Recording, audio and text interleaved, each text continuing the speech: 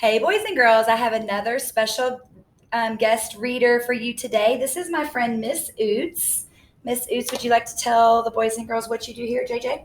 Yes, I'm the speech and language therapist at JJ. So that means that I work with some students on speaking and talking, but I also do hearing testing. So if you haven't met me before, you may meet me someday when you have your hearing tested. All right, Miss Oots, whenever you're ready. Our Town.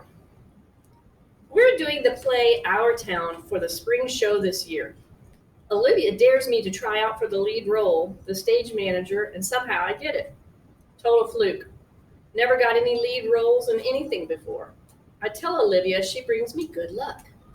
Unfortunately, she doesn't get the female lead, Emily Gibbs. The pink haired girl named Miranda gets it. Olivia gets a bit part and is also the Emily understudy. I'm actually more disappointed than Olivia is. She almost seems relieved. I don't love people staring at me, she says, which is sort of strange coming from such a pretty girl. A part of me thinks that maybe she blew her audition on purpose. The spring show is at the end of April. It's mid March now, so that's less than 6 weeks to memorize my part. Plus rehearsal time, plus practicing with my band, plus finals, plus spending time with Olivia. It's going to be a rough 6 weeks, that's for sure. Mr. Davenport, the drama teacher, is already manic about the whole thing. Will drive us crazy by the time it's over, no doubt. I heard through the grapevine that he'd been planning on doing The Elephant Man, but changed it to Our Town at the last minute. And that change took a week off of our rehearsal schedule. Not looking forward to the craziness of next month and a half. Ladybug. Olivia and I are sitting on her front stoop. She's helping me with my lines. It's a warm March evening, almost like summer. The sky is bright cyan, but the sun is low and the sidewalks are streaked with low shadows. I'm reciting, yes, the sun's coming up over 1,000 times. Summers and winters have cracked the mountains a little bit more, and the rains have brought down some of the dirt.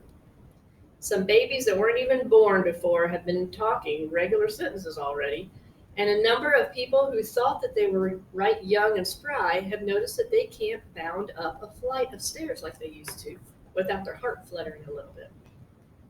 I shake my head, can't remember the rest. All that happened in 1,000 days, Olivia prompts me, reading from the script. Right, right, right, I say, shaking my head. I sigh. I'm wiped, Olivia. How the heck am I going to remember all these lines? You will, she answers confidently. She reaches out and cups her hands over a ladybug that appears out of nowhere.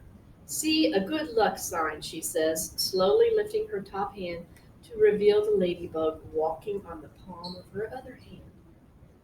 Good luck or just the hot weather, I joke. Of course, good luck, she answers, watching the ladybug crawl up her wrist. There should be a thing about making a wish on a ladybug. Augie and I used to do that with fireflies when we were little. She cups her hand over the ladybug again.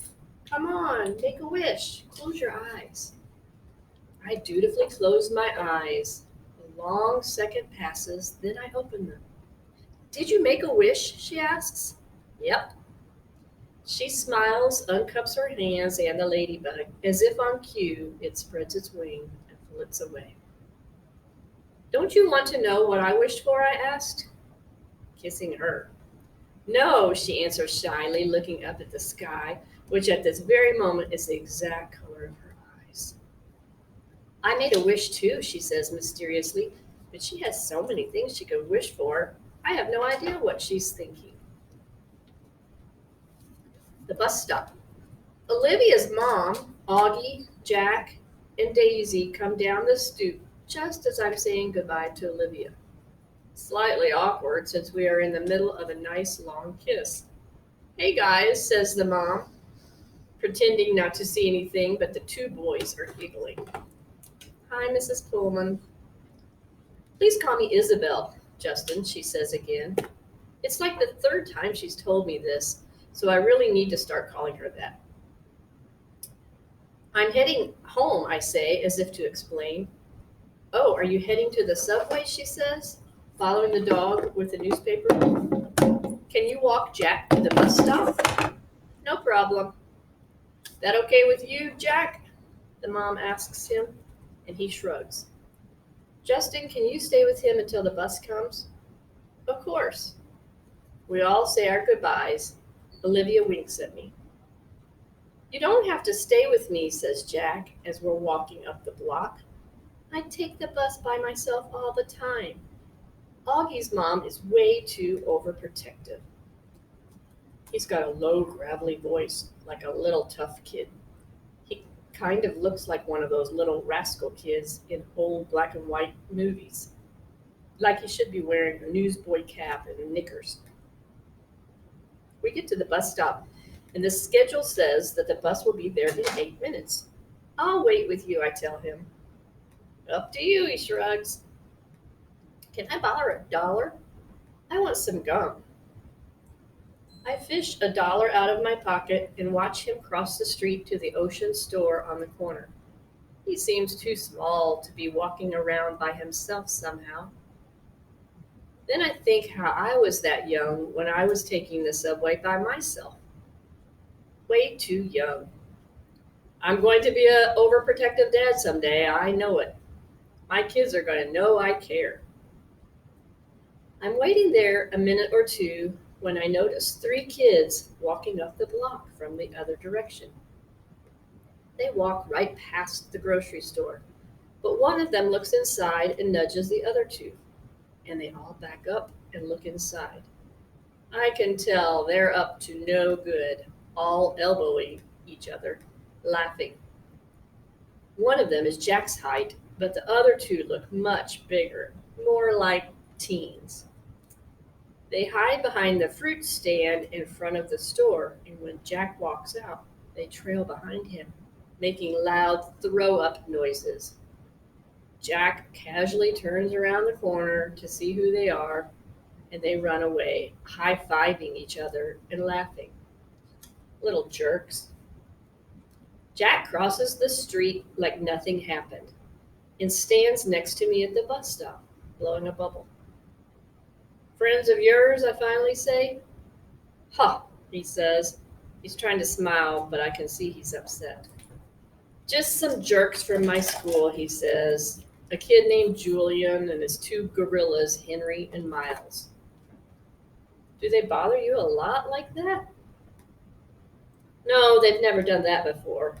They'd never do that in school, or they would get kicked out. Julian doesn't even live around here, so I guess it was just bad luck running into him. Oh, okay, I nod.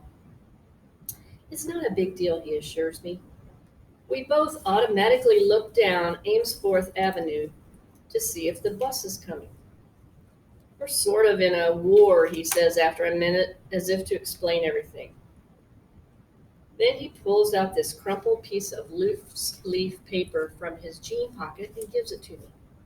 I unfold it, and it's a list of names in 3 columns. He's turned the whole grade against me, says Jack. Not the whole grade, I point out, looking down at the list. He leaves me notes in my locker that say stuff like, everybody hates you. You should tell your teacher about that. Jack looks at me like I'm an idiot and shakes his head. Anyway, you all have these neutrals, I say, pointing to the list. If you get them on your side, things will even up a bit. Yeah, well, that's really going to happen, he says sarcastically. Why not? He shoots me another look like I'm absolutely the stupidest guy he's ever talked to in the world. What? I say. He shakes his head like I'm hopeless. Let's just say, he says, I'm friends with someone who isn't exactly the most popular kid in the school. Then it hits me. What he's not coming out and saying, August. This is all about his being friends with August. And he doesn't want to tell me because I'm the sister's boyfriend. Yes, of course. Makes sense. We see the bus coming down Amesforth Avenue. Well, just hang in there, I tell him, handing back the paper. Middle school is about as bad as it gets, and then it gets better. Everything will work out. He shrugs and shoves the list back into his pocket. We wave goodbye, and he gets on the bus, and I watch it pull away. When I get to the subway station 2 blocks away, I see the same 3 kids hanging out in front of the bagel place next door. They're still laughing and yucking each other like they're some kind of gangbangers, little rich boys in expensive skinny jeans, acting all tough. Don't know what possesses me, but I take my glasses off, put them in my pocket, and tuck my fiddle case under my arms so that the pointy side is facing up. I walk over to them, my face scrunched up, mean looking. They look at me, laughs dying on their lip when they see me, ice cream cones at odd angles.